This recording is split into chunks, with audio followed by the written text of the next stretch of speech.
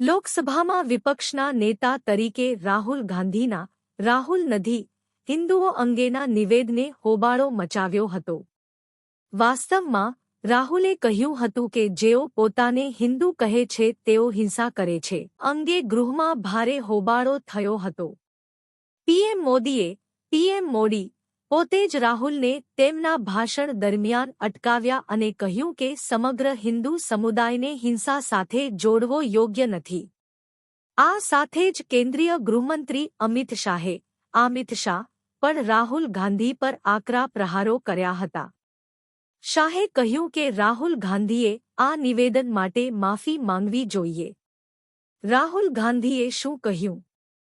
ભાજપ પર નિશાન સાધતા રાહુલે કહ્યું કે જેઓ પોતાને હિન્દુ કહે છે તેઓ 24 કલાક હિંસા ઈચ્છે છે.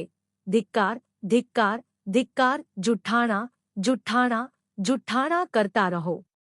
તેઓ બિલકુલ હિન્દુ નથી. તમે બિલકુલ હિન્દુ નથી. હિન્દુ ધર્મમાં સ્પષ્ટ લખ્યું છે કે સત્યની સાથે ઊભા રહેવું જોઈએ. સત્યથી પીછેહઠ ન કરવી જોઈએ. અહિંસા ફેલાવવી જોઈએ. શું કહ્યું પીએમ મોદીએ?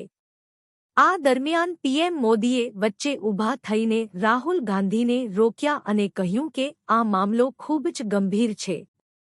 સમગ્ર હિન્દુ સમુદાયને હિંસક કહેવું ગંભીર બાબત છે. જેના જવાબમાં રાહુલે કહ્યું કે મેં ભાજપને હિંસક કહ્યું. નરેન્દ્ર મોદી સમગ્ર હિન્દુ સમાજ નથી. ભાજપ સમગ્ર હિન્દુ સમાજ નથી.